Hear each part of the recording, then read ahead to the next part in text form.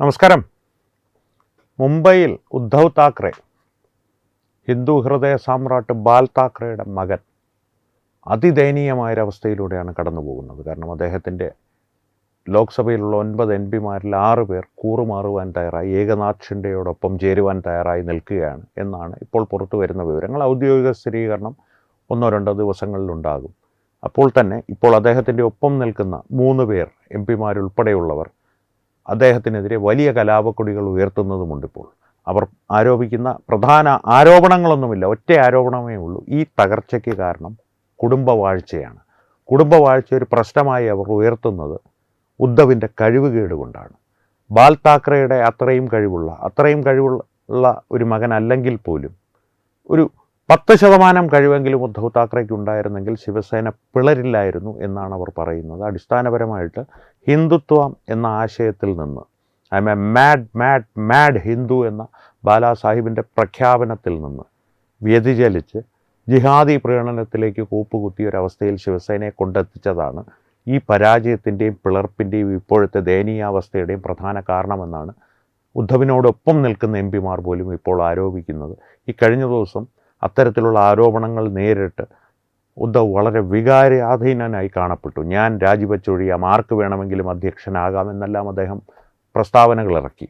അതിൻ്റെ കാരണം അദ്ദേഹം വികാരാധീനനായതുകൊണ്ടോ, അദ്ദേഹത്തിന് സങ്കടമുണ്ടായതുകൊണ്ടോ, അദ്ദേഹത്തിന് ഇത്തരത്തിലുള്ള തൻ്റെ ഒപ്പം നിന്നവർ തനിക്ക് നേരെ വിരൽ ചൂണ്ടുന്നത് സഹിക്കുവാൻ പറ്റാഞ്ഞിട്ടോ കുറ്റബോധം കൊണ്ടോ ഒന്നുമല്ല. അദ്ദേഹത്തിൻ്റെ മുൻപിൽ മറ്റു മാർഗങ്ങളൊന്നുമില്ല. അവസാനമായിട്ട് ഇത്തരത്തിൽ വികാരാധീനനായി ബാലാ സാഹിബിൻ്റെ മകനാണ് ഞാൻ എന്നുള്ള ഒരു ഓർമ്മ അവരിൽ ഉണർത്തുവാനുള്ള ഒരു അഭിനയം മാത്രമാണിത്. അടിസ്ഥാനപരമായി ഉദ്ധവിനേക്കാൾ പ്രശ്നമാണ് ഉദ്ധവിൻ്റെ മകൻ ആദിത്യ താക്കറെ കാരണമാണ്. പലപ്പോഴും BJPയുടെ അടുത്ത വൃത്തങ്ങൾ പറയാറുണ്ട്, ഏകനാഥ് ഷിൻഡെ ഉയർന്നു വരുവാൻ തന്നെ കാരണം ആദിത്യ താക്കറെയാണ്. ഏകനാഥ് ഷിൻഡെയും ആദിത്യ താക്കറെയും തമ്മിലുള്ള ഉൾപാർട്ടി പോരല്ല അതിൻ്റെ പ്രശ്നം. ഉദ്ധവ് താക്കറെ NDAയോടൊപ്പം നിന്നപ്പോൾ ആദിത്യ താക്കറെയെ ഉയർത്തിക്കൊണ്ടുവരണം, കേന്ദ്രമന്ത്രിയാക്കണം എന്നുള്ള വളരെയധികം ആവശ്യങ്ങൾ അദ്ദേഹം ഉന്നയിച്ചിരുന്നു. പക്ഷേ അമിത്ഷായെ പോലുള്ളവർ ഒറ്റ നോട്ടത്തിൽ തന്നെ ആദിത്യ താക്കറെയുടെ ഒരു ഗുണഗണങ്ങൾ എന്നുള്ളത് ഞാൻ നകാരാത്മകമായ ഒരു രീതിയിലാണ് പറയുന്നത്, സർക്കാസ്റ്റിക് എന്ന് വേണമെങ്കിലും പറയാം, ഗുണഗണങ്ങൾ തിരിച്ചറിഞ്ഞിരുന്നു. അതുകൊണ്ട് തന്നെ ഈ ചെറുക്കനെ അടുപ്പിക്കുവാൻ പാടില്ല എന്നുള്ളൊരു തീരുമാനം അമിത്ഷാ എടുത്തിരുന്നു. തൻ്റെ അഭിപ്രായം നരേന്ദ്രമോദിയോട് പറഞ്ഞു, അദ്ദേഹം അത് സമ്മതിക്കുകയും ചെയ്തു. അതുകൊണ്ട് തന്നെയാണ് ഉദ്ധവ് താക്കറെ NDAയുമായി അകലുവാൻ തുടങ്ങിയതും ഒടുവിൽ NDAയിൽ നിന്ന് വിട്ട് പുറത്തേക്ക് വന്ന് ജിഹാദികൾക്കൊപ്പം ചേരുവാനുള്ള സാഹചര്യവും ഉണ്ടായത്. അവിടെ നിന്നാണ് ഏകനാഥ് ഷിൻഡെയുടെ ഉയർച്ച. അപ്പോൾ ഇനി മുന്നോട്ടുള്ള ദിവസങ്ങളിൽ യഥാർത്ഥ ശിവസേന എന്നുള്ളത് ഏകനാഥ് ഷിൻഡെയ്ക്കാണ് ഇപ്പോൾ തിരഞ്ഞെടുപ്പ് കമ്മീഷൻ്റെ തീരുമാനപ്രകാരം അവകാശപ്പെടുവാൻ സാധിക്കുക. തൻ്റെ പാർട്ടിയാണ് യഥാർത്ഥ ശിവസേന എന്നുള്ളത്.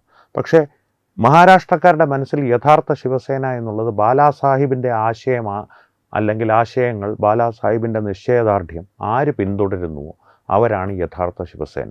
ഇപ്പോൾ എന്തായാലും ഉദ്ധവ് താക്കറെയുടെ പാർട്ടി തീപ്പന്തം ചിഹ്നമാക്കി ഉദ്ധവ് താക്കറെയുടെ ശിവസേന യു എന്ന് പറയില്ലേ, യു എന്ന് പറയില്ലേ, ആ ശിവസേനയ്ക്ക് ബാലാ സാഹിബിൻ്റെ ആശയങ്ങളുമായി വിദൂര ബന്ധം പോലും ഇല്ല എന്നുള്ള തിരിച്ചറിവ് ഉദ്ധവിൻ്റെ ഒപ്പം നിൽക്കുന്ന ആളുകൾക്കും ഉണ്ടായിട്ടുണ്ട്. അതുകൊണ്ട് തന്നെയാണ് മാതോശ്രീ എന്നുള്ളതാണ് ബാലാ സാഹിബിൻ്റെ വീടും ഓഫീസുമായ ഒക്കെ ആയിരുന്ന കെട്ടിടത്തിൻ്റെ പേര്. മാതോശ്രീയിൽ കലാപക്കൊടി ഉയരുന്നത് ആദിത്യ താക്കറെ ഇപ്പോൾ പൊതുമണ്ഡലത്തിൽ അധികം പ്രത്യക്ഷപ്പെടാത്തതും. അധികാരത്തിലുണ്ടായിരുന്ന ഉദ്ധവ് താക്കറെ മഹാരാഷ്ട്രയുടെ മുഖ്യമന്ത്രിയായിരുന്ന സമയത്ത് ബോളിവുഡ് ഉൾപ്പെടെയുള്ള മേഖലകളിൽ വലിയ സ്വാധീനം ചെലുത്തി ചില്ലറ ആട്ടമൊന്നുമല്ല ആടിയത് എന്ന് തമിഴ്നാട്ടിൽ പറയും. എന്നാ ആട്ടംടാ ആടിനെ ചോദിക്കും, കൊഞ്ചം ആട്ടമാടാ ആടിനെ എന്ന് ചോദിക്കുന്ന തരത്തിൽ ഉള്ള കളികളാണ് ആദിത്യ താക്കറെ അവിടെ കളിച്ചിരുന്നത്. തന്നെയുമല്ല, അത്തരത്തിലൊരു തലതെറിച്ചു പോയ പുത്രൻ എന്നുള്ള രീതിയിൽ മാത്രമായിരുന്നു ആദിത്യ താക്കറെയുടെ കുഴപ്പങ്ങളെങ്കിൽ പോലും ശിവസേനയ്ക്കുള്ളിലുള്ളവർ സഹിച്ചേനെ. അധികാര ദുഷ്പ്രയോഗം, ഉൾപാർട്ടി വലിപ്പച്ചെറുപ്പത്തിൽ വരുമ്പോൾ ഒരു ഘടനയുണ്ടല്ലോ, ആ ഘടനയിൽ വരുമ്പോൾ അനർഹമായ സ്ഥാനങ്ങൾ ലഭിക്കുന്നു. ആ സ്ഥാനങ്ങൾ ഉപയോഗിച്ച് മറ്റുള്ളവരോട് ധാർഷ്ട്യത്തോടു കൂടിയും ഒരു അധികാരപൂർവമായിട്ടുള്ള, അതും അധികാര ദുഷ്പ്രയോഗം എന്നുള്ള തരത്തിൽ വരെ വേണമെങ്കിൽ വ്യാഖ്യാനിക്കാവുന്ന അധികാരപൂർവമായിട്ടുള്ള പ്രയോഗങ്ങളും പ്രവർത്തനങ്ങളും അല്ലെങ്കിൽ പ്രവർത്തികളും ചെയ്തതുകൊണ്ട് ആദിത്യ താക്കറെ നേടിയ ചീത്തപ്പേര് ചില്ലറയൊന്നുമല്ല, ചെറുതൊന്നുമല്ല. ആ ചീത്തപ്പേര് ആത്യന്തികമായി ബാധിച്ചത് ഉദ്ധവ് താക്കറെയുടെ നേതൃത്വത്തെയാണ്, അല്ലെങ്കിൽ നേതൃത്വ പാടവത്തെ സംബന്ധിച്ചുള്ള ചോദ്യങ്ങൾ ഉയർത്തുന്നതിലേക്കാണ് കാര്യങ്ങൾ കൊണ്ടെത്തിച്ചത്. ഇനി മറ്റൊരു വശം പറഞ്ഞു കഴിഞ്ഞാൽ ഏകനാഥ് ഷിൻഡെ ഉൾപ്പെടെയുള്ളവർ കൃത്യമായി തന്നെ ഉദ്ധവ് താക്കറെയുടെ പാർട്ടി പൂർണ്ണമായും പൊളിച്ചെടുക്കുവാനുള്ള നീക്കങ്ങൾ നടത്തുന്നുണ്ട്. അത് രാഷ്ട്രീയപരമായിട്ടുള്ള അത്തരം നീക്കങ്ങൾ നടത്തുമ്പോൾ കോൺഗ്രസ് അത് ചെയ്താൽ ജനാധിപത്യത്തിൻ്റെ മനോഹാരിത, ബി ജെ പിയോ ബി ജെ പിയുടെ സഖ്യകക്ഷികളോ അത് ചെയ്താൽ കുതിരക്കച്ചവടം എന്ന് പറയുന്ന ഇരട്ടത്താപ്പുകാർ കൂടുതൽ നിലവിളിക്കുവാനുള്ള സാഹചര്യങ്ങൾ വരും ദിവസങ്ങളിൽ ഒരുങ്ങി വരുന്നുണ്ട്. തത്വമയി ന്യൂസ് തന്നെ പ്രേക്ഷകരുമായിട്ട് ഈ കഴിഞ്ഞ ദിവസം ഒരു വാർത്ത പങ്കുവച്ചിരുന്നു. മഹാരാഷ്ട്ര തുടക്കം മാത്രമാണ്. പശ്ചിമ ബംഗാൾ ഒരു ട്രെയിലറായിരുന്നു. മഹാരാഷ്ട്ര ഓപ്പണിംഗ് സീനാണ്.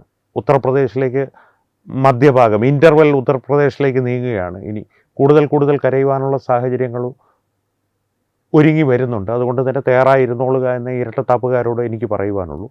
ഉത്തർപ്രദേശ് ഇൻ്റർവെൽ ബ്ലോക്ക് ആണെന്ന് ഞാൻ പറയുന്നത് ക്ലൈമാക്സ് എന്നുള്ളത് പ്രതിപക്ഷമുക്ത ഭാരതമായിട്ട് മാറുമെന്നുള്ള കാര്യം ഏറെക്കുറെ ഉറപ്പായിട്ടുണ്ട്. ആർക്കുറപ്പില്ലെങ്കിലും ജയറാം രമേശ് ഉൾപ്പെടെയുള്ളവർക്ക്, ഈ ജയറാം രമേശിൻ്റെ പേര് ഞാനിവിടെ എടുത്തു പറയുവാനുള്ള കാരണം, സാധാരണഗതിയിൽ രാഹുൽ ഗാന്ധി തോറ്റു, ജയറാം രമേശിൻ്റെ മുഖത്ത് യാതൊരു ഭാവഭേദവും കാണില്ല. പത്രക്കാരുടെ മാധ്യമങ്ങളുടെ മുൻപിൽ വന്നിരിക്കുമ്പോൾ വളരെ ശാന്തമായ രാഹുൽ ഗാന്ധി തോറ്റു, ദൗർഭാഗ്യകരമായി പോയി. ചില തിരിമറികളൊക്കെ നടന്നിട്ടുണ്ട്. ഞാൻ നാളെ സുപ്രീം കോടതിയെ സമീപിക്കുന്നുണ്ട്. കപിൽ സിബലോ മനു സിംഗ്വിയോ എല്ലാം തയ്യാറായി വരുന്നുണ്ട്. അവർക്കൊരു 5-6 കോടി രൂപ കൊടുക്കാം എന്നുള്ള രീതിയിൽ വളരെ ശാന്തനായിട്ടും ഇതൊന്നും തന്നെ ബാധിക്കുന്ന പ്രശ്നമേ അല്ല എന്നുള്ള രീതിയിലുള്ളൊരു ശരീരഭാഷയുമായിട്ടാണ് അദ്ദേഹത്തെ സ്ഥിരം കാണപ്പെടാറ്. പക്ഷേ മഹാരാഷ്ട്രയിൽ കൂടി, പശ്ചിമ ബംഗാളിന് ശേഷം മഹാരാഷ്ട്രയിൽ കൂടി ഇത്തരത്തിലുള്ള നീക്കങ്ങൾ നടന്നു തുടങ്ങി. ഉത്തർപ്രദേശിൽ താമസിയാതെ അത്തരത്തിലുള്ള നീക്കങ്ങൾ നടന്നേക്കുമെന്നുള്ള സൂചനകൾ പുറത്തു വന്നു തുടങ്ങിയതോടുകൂടി ജയറാം രമേശിനെ നിങ്ങളൊന്ന് ശ്രദ്ധിക്കുക. അദ്ദേഹത്തിൻ്റെ ശരീരഭാഷയാകെ മാറിയിട്ടുണ്ട്. വല്ലാത്തൊരു അങ്കലാപ്പ് അദ്ദേഹത്തെ പിടികൂടിയിട്ടുണ്ട്. അത്തരത്തിലുള്ളൊരു വ്യക്തി, ഇതൊന്നും എന്നെ ബാധിക്കുന്നത് കാര്യങ്ങളല്ല എന്നുള്ള തരത്തിൽ കോൺഗ്രസിൻ്റെ ഏറ്റവും വലിയ പരാജയത്തെ നേരിട്ടിട്ടുള്ള വ്യക്തി ഇത്തരത്തിലൊരു അങ്കലാപ്പിൽ പെട്ടുപോയിട്ടുണ്ടെങ്കിൽ കാര്യങ്ങൾ അത്ര ശുഭകരമല്ല ഭാരതവിരുദ്ധരായ പ്രതിപക്ഷ കക്ഷികളെ സംബന്ധിച്ച്. ഈ വിവരങ്ങൾ നിങ്ങളോട് പങ്കുവെച്ചത് ഈ കാര്യം മഹാരാഷ്ട്ര സംബന്ധിയായിട്ടുള്ള ഇത്തരത്തിലുള്ള നീക്കങ്ങൾ ബി ജെ പിയുടെ ഭാഗത്ത് നിന്ന് നടക്കുന്നുണ്ടെന്നുള്ള വിവരങ്ങൾ തത്വമയി ന്യൂസ് പലപ്പോഴായി കഴിഞ്ഞ കുറേ ദിവസങ്ങളിൽ പ്രേക്ഷകരുമായി പങ്കുവച്ചിരുന്നു. ഇപ്പോൾ ഈ പറഞ്ഞത് ഉദ്ധവ് താക്കറെ പ്രതി ഉള്ള ചില കാര്യങ്ങളൊന്ന് വിശകലനം ചെയ്യുവാൻ വേണ്ടിയിട്ടാണ്. വളരെ ചുരുക്കമായിട്ട്, അധികമൊന്നുമില്ല. ബാൽ താക്കറെയുടെ മകനാണ്, ബാലാസാഹിബ് താക്കറെയുടെ മകനാണ് ഉദ്ധവ് താക്കറെ എന്ന് എഴുതി വയ്ക്കണമെന്നാണ് മഹാരാഷ്ട്രക്കാർ പറയുന്നത്. ബാലാസാഹിബിനെ കണ്ടും കേട്ടും വളർന്ന മഹാരാഷ്ട്രക്കാരും അവരിൽ നിന്ന് ബാലാസാഹിബിൻ്റെ കഥകൾ അറിഞ്ഞ പിൻതലമുറക്കാരും പറയുന്നത് ഉദ്ധവ് താക്കറെ ബാലാസാഹിബ് താക്കറെയുടെ മകനാണെന്ന് എഴുതി വയ്ക്കണമെന്നുള്ളതാണ്. രൂപസാദൃശ്യത്തിലല്ല, രൂപസാദൃശ്യം കുറേയൊക്കെ ഉണ്ട്, പക്ഷെ പ്രവൃത്തി എന്നുള്ളത് ബാലാസാഹിബിൻ്റെ ആശയങ്ങൾക്ക് നേരെ വിരുദ്ധമായ പ്രവൃത്തിയാണ്. അധികാര കേന്ദ്രങ്ങളിലേക്കുള്ള ചുവടുവെപ്പിന് വേണ്ടിയിട്ടുള്ള പ്രവൃത്തിയാണ്. ബാലാസാഹിബ് പരസ്യമായി പ്രഖ്യാപിച്ചിട്ടുണ്ട്, ഏതെങ്കിലും ഒരു കാലത്ത് കോൺഗ്രസുമായി സഖ്യം ചേരേണ്ട ഒരു ഗതികേട് ശിവസേനയ്ക്കുണ്ടായാൽ അന്ന് ഞാൻ ഈ പാർട്ടി അവസാനിപ്പിച്ച് പൂട്ടി താക്കോലും കൊണ്ട് വീട്ടിൽ പോകും, അന്ന് ഞാൻ ഈ പ്രവർത്തനങ്ങളെല്ലാം നിർത്തും. ശരത് പവാറിനെക്കുറിച്ചും അദ്ദേഹം സമാനമായിട്ടുള്ള അഭിപ്രായം കുറച്ചും കൂടി രൂക്ഷമായ ഭാഷയിൽ, റാസ്കൽ എന്നൊക്കെ വിളിച്ച് ഉള്ള ഭാഷയിൽ അഭിപ്രായം പറഞ്ഞിട്ടുണ്ട്. അത്തരത്തിൽ ബാലാസാഹിബ് കണ്ടിരുന്ന വ്യക്തികളുമായിട്ടാണ് ഇന്ന് ഉദ്ധവ് താക്കറെ സഖ്യം ഉണ്ടാക്കിയിരിക്കുന്നത്. അവരുമായിട്ട് സഖ്യമുണ്ടാക്കിയതിനും അപ്പുറം ജിഹാദി പ്രീണനം ബാലാസാഹിബിൻ്റെ കാര്യത്തിൽ ഞാൻ പറഞ്ഞല്ലോ, I M A mad Hindu എന്ന് പറയുന്നതിനൊപ്പം തന്നെ സാധാരണക്കാരായ മുസ്ലിങ്ങളോട് സാമാന്യ ജനമായി ജീവിച്ചു പോകണം, ഭാരതത്തിൻ്റെ നിയമങ്ങളനുസരിച്ച് ദൈനംദിന ജീവിതം എങ്ങനെയെങ്കിലും മുന്നോട്ട് കൊണ്ടുപോകണം, സമാധാനപരമായി മുന്നോട്ട് കൊണ്ടുപോകണമെന്ന് കരുതുന്ന മുസ്ലിങ്ങളോട് അദ്ദേഹത്തിന് യാതൊരു വിരോധവും ഉണ്ടായിരുന്നില്ല. പക്ഷേ ജിഹാദികളോട് യാതൊരു തരത്തിലുള്ള സമവായത്തിനും അദ്ദേഹം തയ്യാറായിരുന്നതുമില്ല.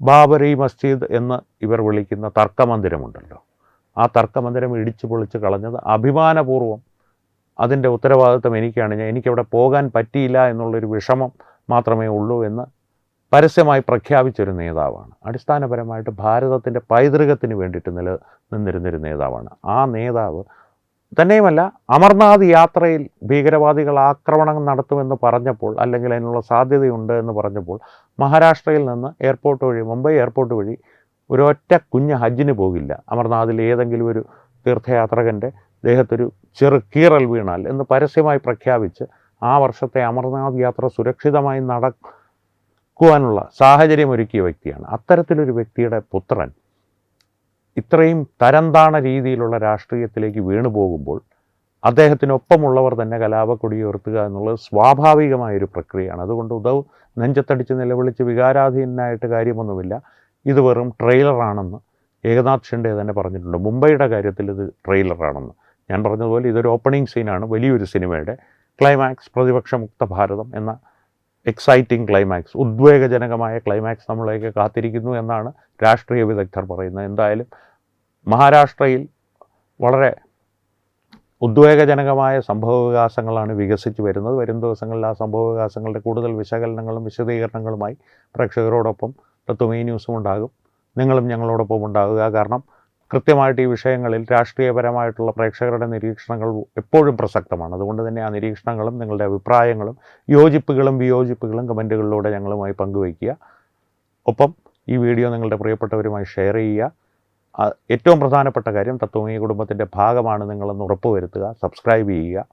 സബ്സ്ക്രൈബ് ചെയ്ത് തുടർന്നും ഞങ്ങളോടൊപ്പം ഈ യാത്രയിൽ പങ്കെടുക്കുക, പങ്കാളികളാകുക. തുടർന്നും ഒരു കുടുംബമായി നമുക്ക് മുന്നോട്ട് പോകാം, സംവാദങ്ങൾ തുടരാം. നന്ദി, നമസ്കാരം.